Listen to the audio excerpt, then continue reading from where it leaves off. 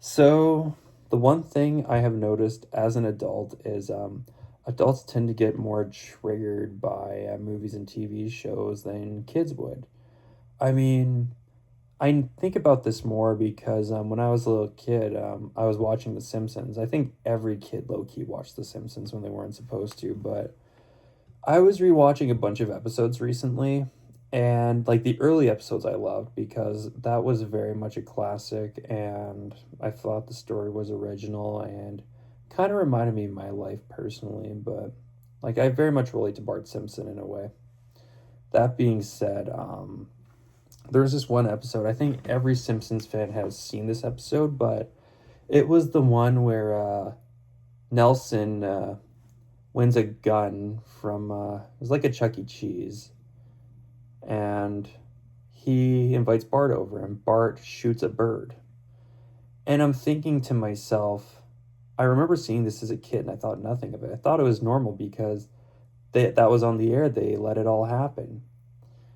But when I look at it now, it's like, how the hell did it make the air? And I look at it, I'm just like, it's rather eye opening the stuff they would let on TV those days. But it's rather interesting to think about as an adult because, like, I think about other things like surprisingly, I mean, BoJack Horseman is an obvious trigger. I think about cartoons right now because like BoJack Horseman's about mental health, and sometimes people's mental health can get triggered. And I mean, the one that's funny is I was never traumatized by the Brave Little Toaster. And surprisingly, when I rewatch it, it's actually a very sad movie. Like all those stuff in Robbie's cottage is like going abandoned, and they go to find him to help him. So I kind of find that plot kind of funny, like how appliances are loyal to their things. But that being said, it's kind of interesting when you think about it. Like it was a very sad movie, and it was for kids. It was a cartoon, and but like when you think about the actual adult movies, like the rated R's, like I'm talking Shameless. I mean, when I watched Shameless, I thought I was watching porn that was allowed to be on the air. But I think the more traumatizing thing in that show is Frank Gallagher is just a really bad father, and Debbie is. I think Debbie was the only one who triggered me in that whole show because of how.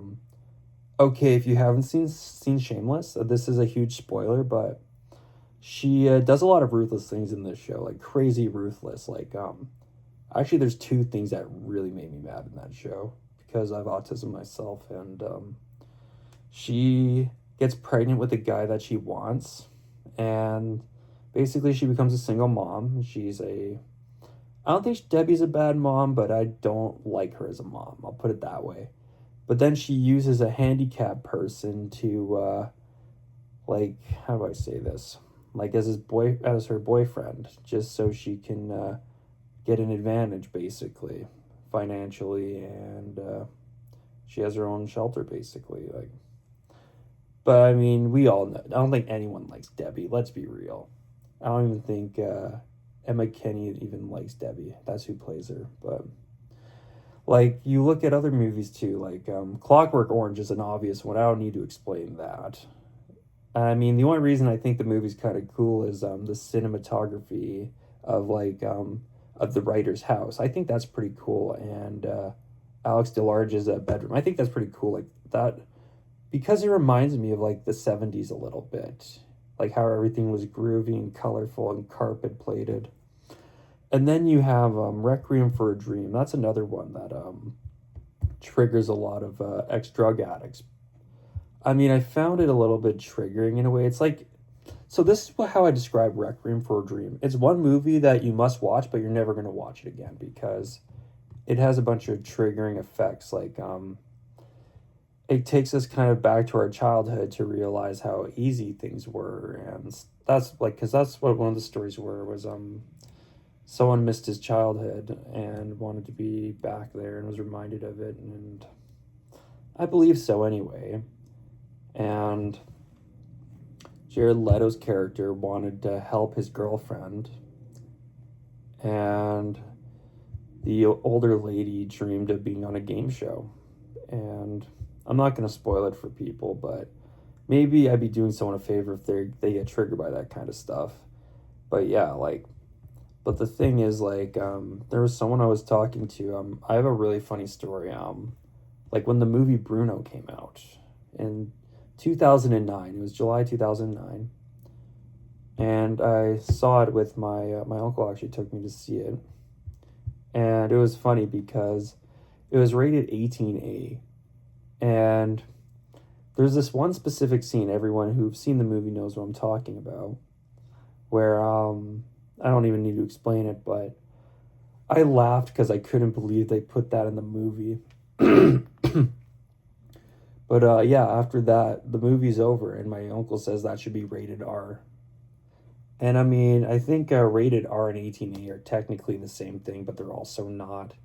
It's kind of like, for those who can in Canada would understand this, Best Buy and Future Shop. It's basically the same thing as that. But yeah, anyway, I remember I was talking to someone I knew, and she told me that she saw it when she was a kid. And I said, "So you saw that on a screen when you were a kid?" And she just looks at me like, and I'm thinking like how it just meant nothing to her, as opposed to like when I watched The Simpsons when I was younger, like how you saw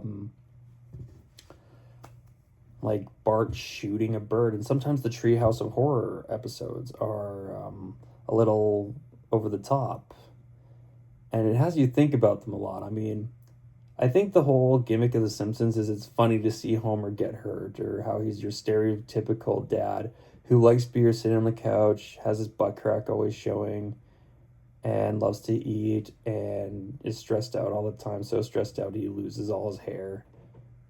But like, there's a bunch of I mean, technically, The Simpsons is cartoon violence. Like Itchy and Scratchy. It's like the whole gimmick of Sideshow Bob and Bart Simpson. But yeah, I mean, I don't really watch movies these days because I feel like I've seen it all. And I don't, now that Stranger Things is over, there's nothing really for me to watch.